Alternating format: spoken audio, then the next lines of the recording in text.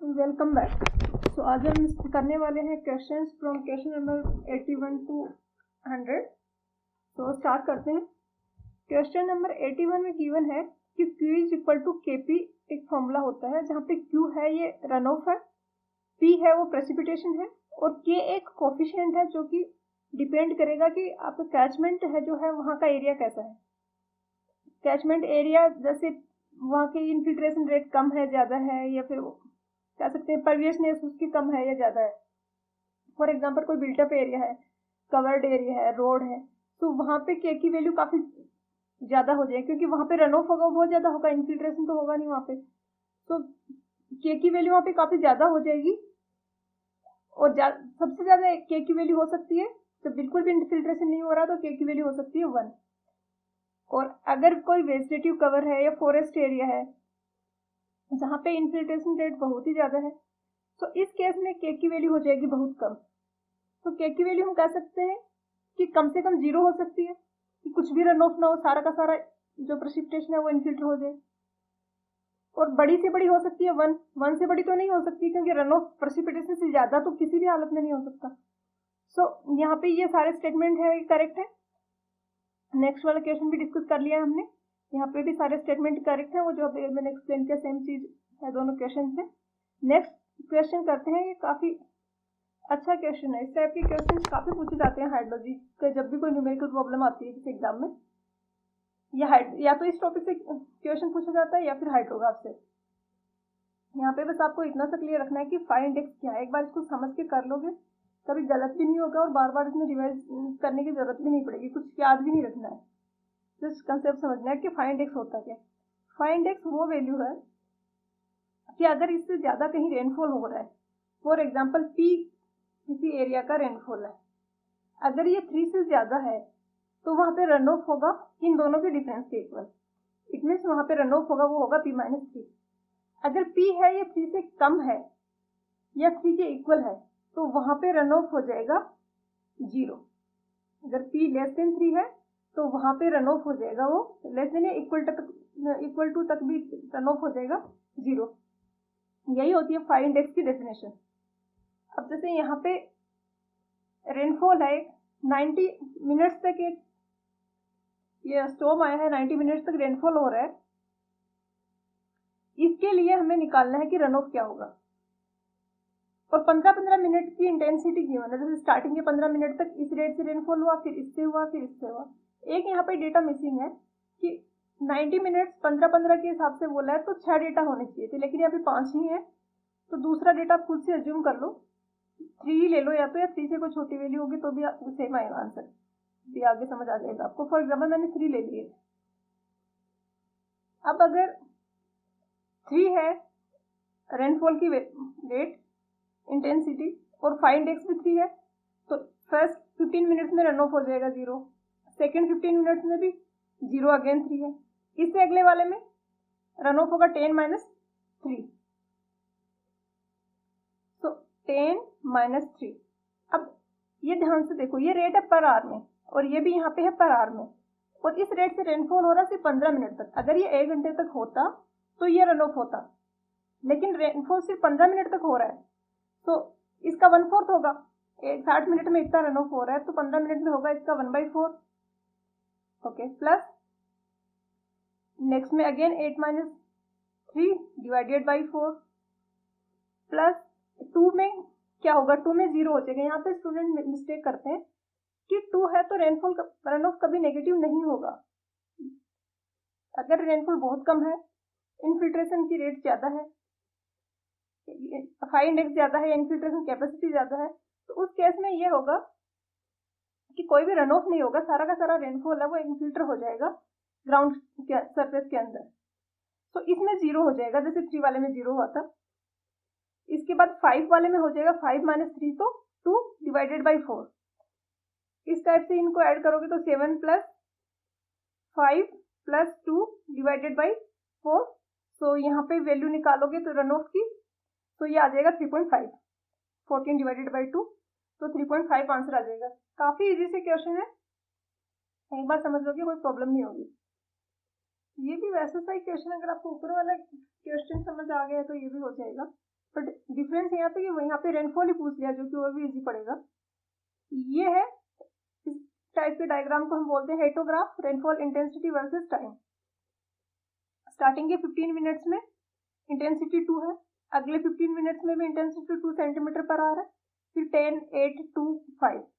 तो अब इसको जब सोल्व करेंगे तो 2 सेंटीमीटर पर आवर से 15 मिनट तक रेनफॉल हो रहा है। अगर 2 सेंटीमीटर पर आवर से 1 घंटे तक रेनफॉल होता तो 2 सेंटीमीटर रेनफॉल होता, यही होती है इंटेंसिटी। तो 2 सेंटीमीटर रेनफॉल होता अगर 60 मिनट रेनफॉल होता। तो अगर 15 मिनट रेनफॉल हो रहा है तो इसको बाई 4 कर देंगे। सेम अगले वाले में भी 2/4। इस तरीके से 4 कॉमन ही लिख देते हैं, क्योंकि हर एक में आएगा। ये भी 15 मिनट का दिया हुआ है, ये भी 15 मिनट का गिवन है, इससे अगला भी 15 मिनट का गिवन है। फिर यहाँ पे 2 प्लस 10 प्लस 8। यहाँ पे हम रेनफॉल निकाल रहे हैं, हमें रन ऑफ नहीं निकालना है, रेनफॉल निकालना है। तो हम सारा का सारा ऐड कर रहे हैं। 5 का यहाँ पे कुछ भी यूज नहीं है, यहाँ पे ऐसे दे दिया कंफ्यूज करने को। सो +2 + 5 डिवाइडेड बाई 4। तो ये आ जाएगा कुछ 29/4। तो ये आ जाएगा 7.25। जस्ट ये फॉर एग्जाम्पल आप समझ सकते हो कि ये एरिया निकालना है, ये वाला सारा का सारा एरिया। या फिर इस तरीके से भी काफी इजी पड़ रहा है कि 1 घंटे का निकाल लो और कितने मिनट हो रहा है उस रेट से, उसे डिवाइड कर दो। सो नेक्स्ट क्वेश्चन है यूनिट हाइड्रोग्राफ के रिगार्डिंग कि कौन से स्टेप्स हैं जो नहीं होंगे अगर यूनिट हाइड्रोग्राफ ड्रॉ करना है। तो जब स्टॉर्म हाइड्रोग्राफ से यूनिट हाइड्रोग्राफ प्लॉट करना होता है तो यहाँ पे क्यू लेते हैं और यहाँ पे टाइम लेते हैं। ओके, तो इसके बाद इसमें से बेस फ्लो सेपरेट कर दिया जाता है। बेस फ्लो सेपरेट करने के बाद जैसे कि ये स्टॉर्म हाइड्रोग्राफ आ रहा है तो इसका एरिया निकालेंगे। एरिया निकालने से वॉल्यूम आ जाएगा, जैसे ये है मीटर क्यूब पर आवर और यहाँ पे भी टाइम में है आवर। तो इसको मल्टीप्लाई करेंगे तो मीटर क्यूब में वॉल्यूम आ जाएगा। एरिया निकालेंगे, जो इस हाइड्रोग्राफ का एरिया होगा वो कैचमेंट एरिया के लिए वॉल्यूम ऑफ रन ऑफ होगा। तो ये मीटर क्यूब में वॉल्यूम आ गया रन ऑफ का। अब हमें डेप्थ की फॉर्म में रन ऑफ चाहिए, तो इसके लिए इसको डिवाइड कर देंगे कैचमेंट एरिया, जो कैचमेंट का एरिया उससे डिवाइड कर देंगे तो डेप्थ ऑफ रन ऑफ आ जाएगा, जिसको रिप्रेजेंट करते हैं डी से।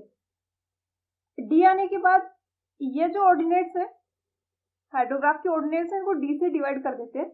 उसका पर्पज ये होता है, फॉर एग्जाम्पल ये डी आया 10 सेंटीमीटर, तो 10 सेंटीमीटर आया तो इसका कुछ ऑर्डिनेट है क्यू। तो इसको 1 सेंटीमीटर बनाने के लिए हम अज्यूम करते हैं प्रोपोर्शनलिटी। तो इस क्यू को हम 10 से डिवाइड कर देते हैं कि अभी जो नई ऑर्डिनेट्स आएंगी उनका अगर रन ऑफ निकालेंगे तो वो 1 आ जाए। इसके बाद नेक्स्ट स्टेप में बोला कि अब यहाँ पे एक हम डायग्राम बनाते हैं हेटोग्राफ का और उसमें इफेक्टिव ड्यूरेशन स्टॉर्म की क्या है वो प्लॉट करते हैं। इफेक्टिव ड्यूरेशन वो है कि जिसमें रन ऑफ हो रहा है इफेक्टिवली, क्योंकि स्टार्टिंग और इनिशियल और बाद में कम हो जाती है इंटेंसिटी काफी ज्यादा। स्टार्टिंग में भी कम होती है, बाद एंड में भी कम हो जाती है। तो फॉर एग्जांपल इस टाइप से अगर है, ये इस टाइप से ये हेटोग्राफ है, तो यहाँ पे हम प्लॉट कर देते हैं इनफिल्ट्रेशन कैपेसिटी कर्व। तो इसके ऊपर वाला जो होगा वो रन ऑफ होगा। तो ये फोर्थ वाले स्टेप में ये दी है।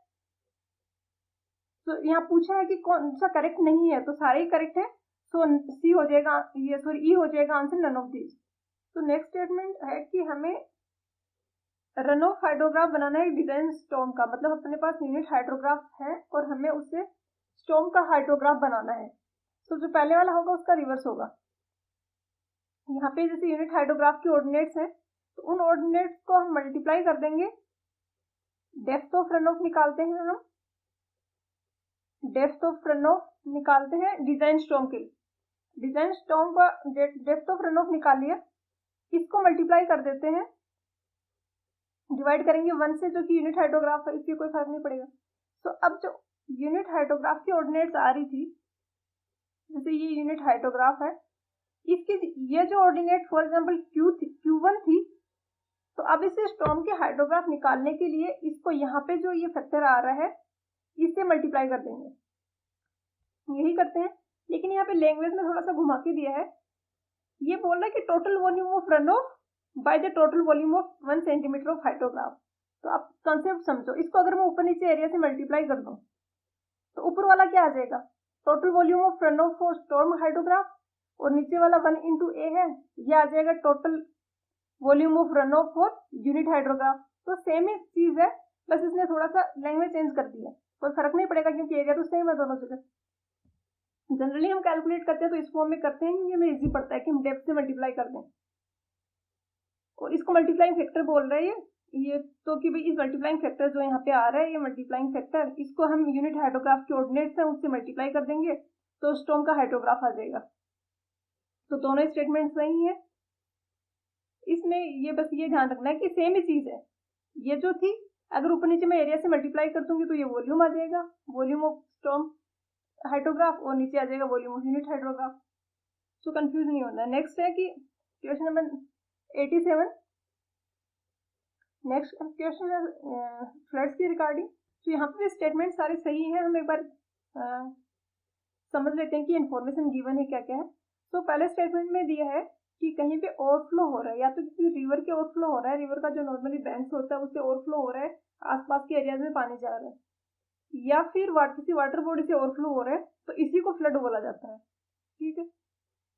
नेक्स्ट क्वेश्चन में दिया है कि एक स्टेज ऑफ द रिवर आपको पता होना चाहिए। स्टेज ऑफ द रिवर होता है मतलब रिवर की डेप्थ। फॉर एग्जांपल ये रिवर का सेक्शन है, तो इतनी डेप्थ में अगर रिवर फ्लो हो रही है तो ये इस रिवर की स्टेज है, ये डी है अगर डेप्थ, तो डी को स्टेज ऑफ द रिवर बोला जाता है। अब जब फ्लड आएगा तो ये लेवल इंक्रीज होता जाएगा। तो यहाँ पे ऑप्शन बी में बोला है कि इसलिए इंपॉर्टेंट लोकेशंस पे हम वार्निंग लेवल और डेंजर लेवल मार्क कर देते हैं। जैसे कि बहुत ही ज्यादा पानी आ गया रिवर में और रिवर इस लेवल पे फ्लो होने लगे, तो यहाँ पे मार्क कर देते हैं कि इस लेवल पे आ गया है मतलब डेंजर है, अगर इस लेवल तक ही आया अभी तो ये वार्निंग है। तो इंपॉर्टेंट लोकेशंस पे इस टाइप से मार्क कर देते हैं कि ये वार्निंग लेवल कौन सा है, डेंजर लेवल कौन सा है, ताकि आसपास की पब्लिक भी थोड़ा अलर्ट हो जाए।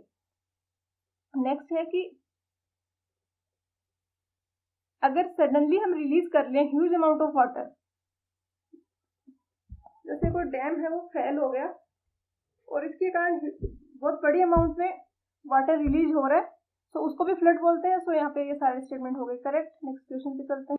तो नेक्स्ट क्वेश्चन है कि अगर कोई रिवर या कोई ये कर चुके हैं।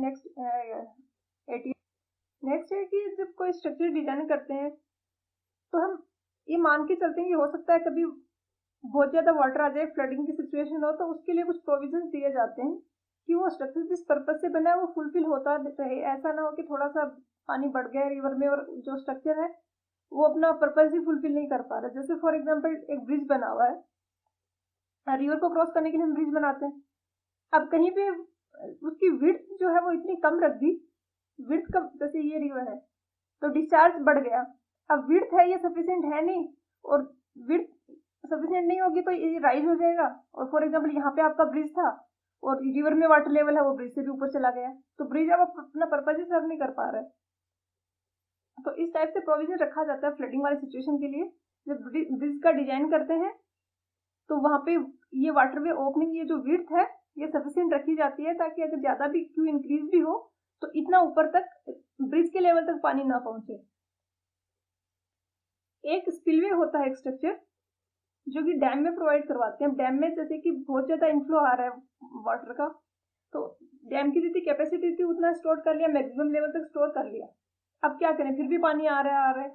तो इस केस में जो एक्सेस वाटर है जिसको हम डैम में स्टोर नहीं कर सकते, अपनी रिक्वायरमेंट भी नहीं है और कैपेसिटी भी नहीं है डैम की, तो हम उसको डिस्चार्ज करवा देते हैं कि ये डैम बना हुआ है तो यहाँ पे एक स्ट्रक्चर्स बना देते हैं स्पिलवे वाले, जिसका पर्पज है कि अगर ये इसका मैक्सिमम डिजाइन लेवल है, अगर इससे ज्यादा पानी आए तो ये स्पिलवे से बाहर चला जाए। तो स्पिलवे डिजाइन प्रोवाइड करवाए जाते हैं।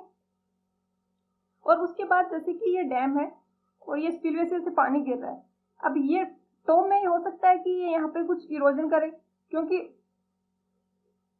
स्पिलवे की ओपनिंग कम करेंगे हम। जो वाटर लेवल डैम में बहुत ज्यादा हो गया उस केस में हम स्पिलवे को ओपन करेंगे, उसमें से फ्लो करवाएंगे। तो अब हेड तो बहुत ज्यादा है तो इस वाटर के पास एनर्जी बहुत ज्यादा है, और जो ये पानी यहाँ से आके नीचे गिरेगा वो सारी की सारी जो पोटेंशियल एनर्जी थी वो कन्वर्ट हो गई काइनेटिक एनर्जी में, और काइनेटिक एनर्जी ज्यादा होने के कारण वेलोसिटी ज्यादा होगी और ये यहाँ पे इरोजन कर सकता है। सो इसके लिए स्पेशल कुछ प्रोटेक्शन दिए जाते हैं ताकि स्कवरिंग बोलते हैं इस इरोजन को, तो वो ना हो। नेक्स्ट है क्वेश्चन, इसको सारे स्टेटमेंट यहाँ पे भी करेक्ट है। नेक्स्ट है कुछ हाइड्रोलिक प्रोजेक्ट होते हैं, उनके रिगार्डिंग हम फ्लड्स को डिफाइन करते हैं। तो कोई हाइड्रोलिक स्ट्रक्चर हमने डिजाइन किया है, फॉर एग्जांपल उसकी लाइफ है 15 ईयर्स। तो ऐसा कोई भी फ्लड जिसके रिकरेंस इंटरवल है वो 15 ईयर या इससे कम है, उसको हम बोलेंगे स्टैंडर्ड फ्लड। उसको बोला जाता है स्टैंडर्ड फ्लड। रिकरेंस इंटरवल मतलब इतने 15 ईयर्स में वो वन टाइम्स रिपीट होगा। ऐसा नहीं है कि आफ्टर ईच 15 ईयर्स वो रिपीट होगा, बट ऐसे 16 ईयर्स का हम स्पैन ऑफ लाइफ लें तो वो 4 टाइम्स उसमें रिपीट हो रहा है। तो इस टाइप के फ्लड को बोला जाता है ऑर्डिनरी फ्लड। सॉरी, ये ऑर्डिनरी फ्लड है जो कि उसके लाइफ टाइम में एक या एक से ज्यादा बार जरूर अकर होगा। दूसरा है कि कभी रेयर ओकेजन में अकर हो सकता है, तो ऐसा नहीं है कि होगा ही होगा अकर, लेकिन कुछ रेयर ओकेजन्स हैं जिसमें पॉसिबिलिटी है उस फ्लड की कि वो उस हाइड्रोलिक स्ट्रक्चर की लाइफ टाइम में अकर हो सकता है, तो उसको बोलेंगे स्टैंडर्ड प्रोजेक्ट फ्लड। और स्टैंडर्ड प्रोजेक्ट फ्लड जो है वो कोई पर्टिकुलर हाइड्रोलिक स्ट्रक्चर के लिए स्टैंडर्ड फ्लड होता है कि इस पर्टिकुलर हाइड्रोलिक स्ट्रक्चर जिसका लाइफ स्पैन इतना है उसमें ये स्टैंडर्ड फ्लड है वो ये रहेगा। नेक्स्ट है कि जो हमने पहले भी पढ़ा है कि हाइड्रोलॉजिक कंडीशंस और मेट्रोलॉजिक कंडीशंस एक्सट्रीम पे हैं, सो वर्स्ट कंडीशंस में है, तो उस केस में जो फ्लड अकर होगा उसको बोलेंगे प्रोबेबल मैक्सिमम फ्लड। इस फ्लड की अकर होने की प्रोबेबिलिटी बहुत कम होती है, लेकिन फिर भी ऐसे स्ट्रक्चर जिनकी लाइफ टाइम बहुत ज्यादा है वहां पे हम इसको कंसिडर करते हैं। सो अगेन यहाँ पे सारे ऑप्शंस करेक्ट हैं, गिवन जो ऑप्शंस गिवन है। नेक्स्ट क्वेश्चन हमने अभी पढ़ा था पहले, उसी टाइप का कुछ है, बस हमने वहां पे दोनों वॉल्यूम थे, क्यू भी वॉल्यूम की फॉर्म में था, पी भी वॉल्यूम की फॉर्म में था, लेकिन पी को हम वॉल्यूम की फॉर्म में नहीं रिप्रेजेंट करते। पी को रिप्रेजेंट किया जाता है रेनफॉल इंटेंसिटी की फॉर्म में जो होता है सेंटीमीटर पर आवर में, और एरिया को रिप्रेजेंट करते हैं हेक्टर्स में, और क्यू पी होगा मीटर क्यूब पर सेकेंड में। तो अब यहाँ पे बस जस्ट कन्वर्जन किया है, कुछ नहीं किया है। के की कोई यूनिट नहीं होगी, पी है तो सेंटीमीटर पर आवर में है, मुझे ऐसा यूनिट चाहिए इसकी, तो इसको 100 से डिवाइड कर दिया, 1 आवर को मैंने सेकंड में कन्वर्ट कर दिया। क्यों? क्योंकि यहाँ पे जो है वो तो मेरा मीटर क्यूब पर सेकंड में ही है, तो 1 आवर को कन्वर्ट कर दिया यहाँ पे 60 इंटू 60 करके सेकंड में, और एरिया है ये हेक्टेयर में है, इसको अभी ऐसा यूनिट में कन्वर्ट करेंगे क्योंकि इधर तो मीटर में है, तो इसको मीटर स्क्वायर में कन्वर्ट करेंगे तो 10⁴ रखेंगे यहाँ पे।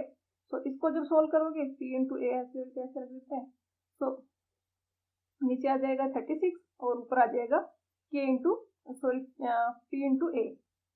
तो क्यूपी यहाँ पे peak rate of run of है, पीसी है वो मीन रेनफॉल है सेंटीमीटर पर आवर में, टाइम ऑफ कंसंट्रेशन में।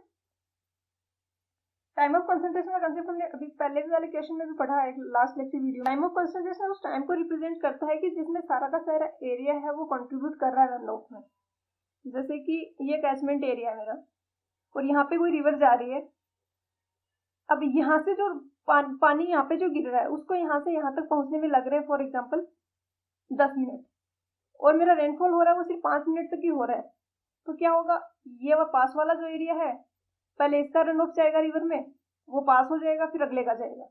लेकिन अगर 30 मिनट का रेनफॉल हो रहा है तो इनिशियली तो सारा एरिया नहीं कंट्रीब्यूट कर रहा है, लेकिन 10 मिनट पूरा होने के बाद ये वाला एरिया भी कंट्रीब्यूट कर रहा है, क्योंकि यहाँ पे जो स्टार्टिंग में पानी गिरा था वो 10 मिनट बाद अब यहाँ पे पहुंच गया, यहाँ पे जो बारिश हुई वो पानी यहाँ पे पहुंच गया। तो ये टाइम ऑफ कंसंट्रेशन का कंसेप्ट है जिससे कि हम निकाले थे मैक्सिमम डिस्चार्ज कितना हो सकता है रिवर में।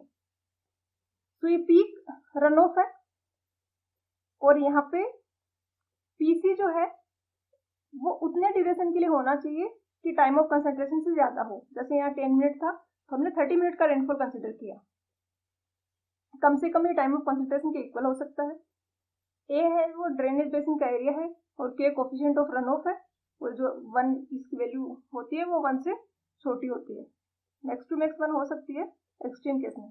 नेक्स्ट क्वेश्चन नंबर 91 है इंटेंसिटी ऑफ रेनफॉल और ड्यूरेशन की रिगार्डिंग। जब रेनफॉल की इंटेंसिटी वो कम होती है तो ज़्यादा टाइम के लिए रेनफॉल होता है, और इसके उल्टा भी होता है। अगर बहुत ज़्यादा हाई इंटेंसिटी से रेनफॉल हो रहा है तो कम टाइम के लिए होता है, अगर कम इंटेंसिटी से रेनफॉल होता है तो ज़्यादा टाइम के लिए होता है। सो इंटेंसिटी कह सकते हैं कि इंटेंसिटी होगी वो इन्वर्सली प्रोपोर्शनल होगी ड्यूरेशन के।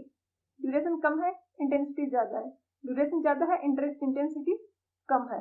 और यहाँ पे फर्स्ट स्टेटमेंट में इन्होंने बोला है कि डायरेक्ट फंक्शन है, तो डायरेक्ट फंक्शन नहीं होता। डायरेक्ट फंक्शन इस टाइप के फंक्शन होते हैं कि y is equal to x या y is equal to k x, जो डायरेक्टली प्रोपोर्शनल होता है। तो यह स्टेटमेंट गलत हो गया।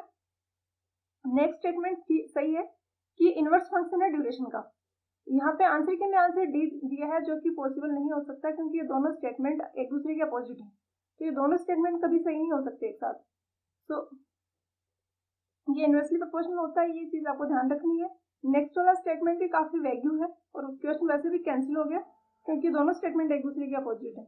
तो इस टाइप के क्वेश्चन नहीं आने चाहिए वैसे एग्जाम में, लेकिन फिर भी काफी बार एग्जाम में लापरवाही करते हैं, नहीं देखते हो इतना डिटेल में, तो पूछ लिया जाता है, तो आप ऑब्जेक्शन फाइल कर सकते हो इस टाइप के क्वेश्चन में।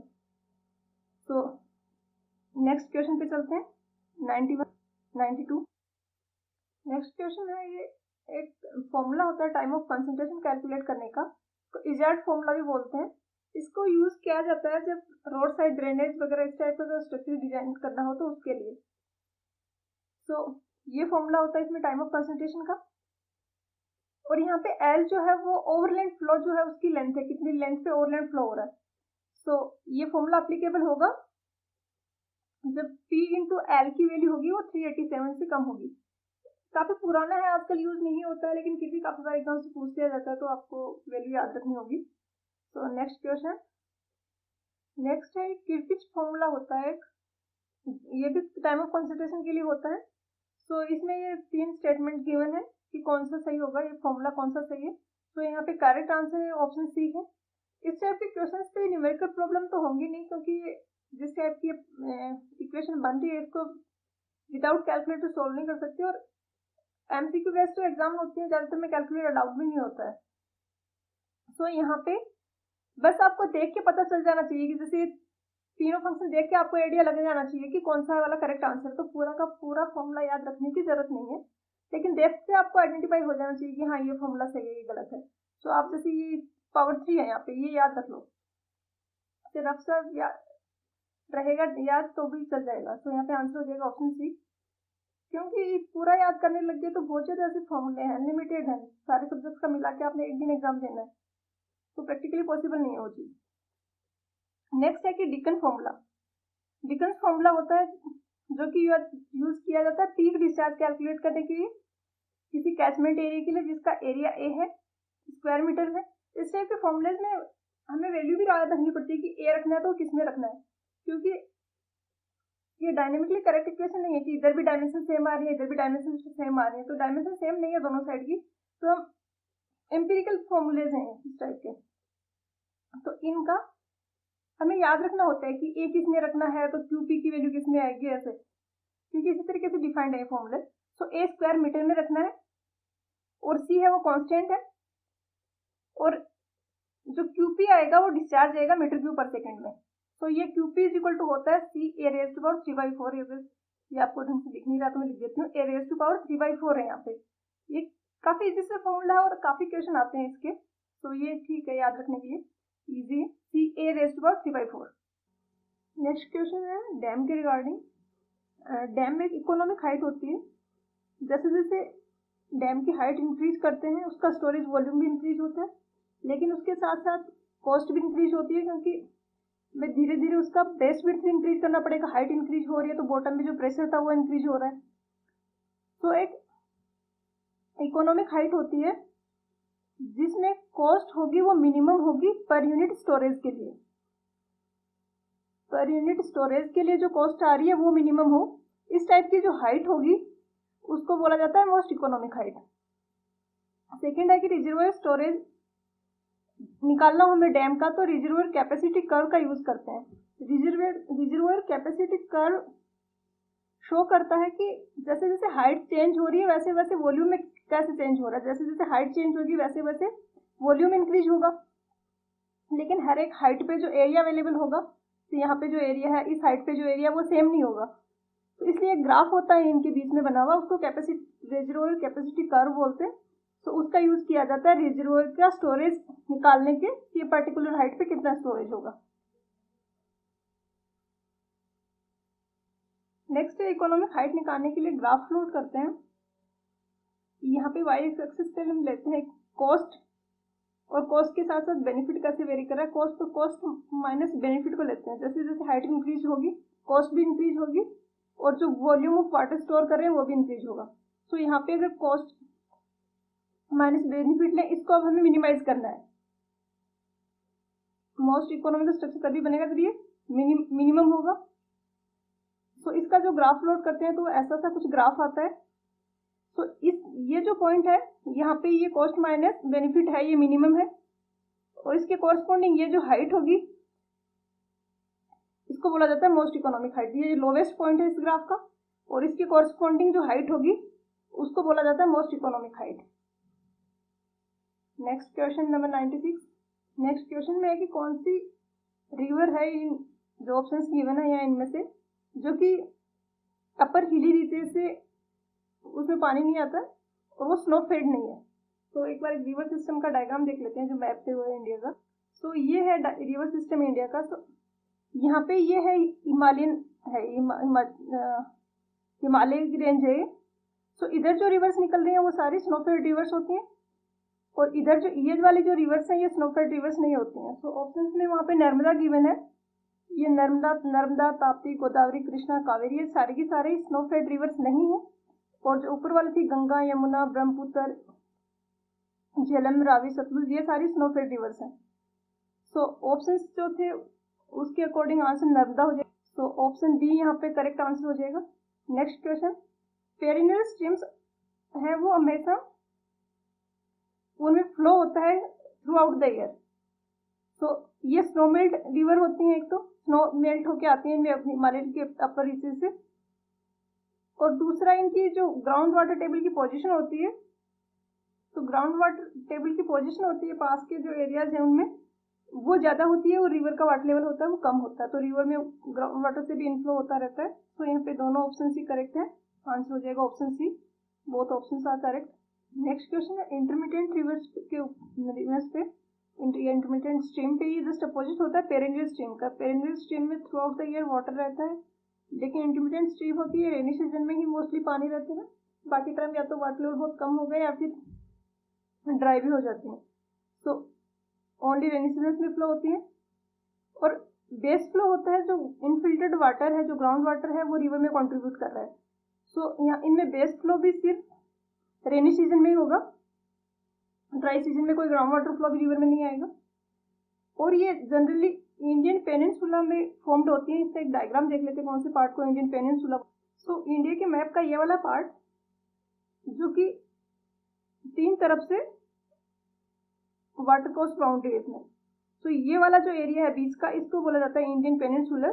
तो इसमें जो रिवर्स है वो मोस्टली इंटरमीडिएट रिवर्स होती हैं।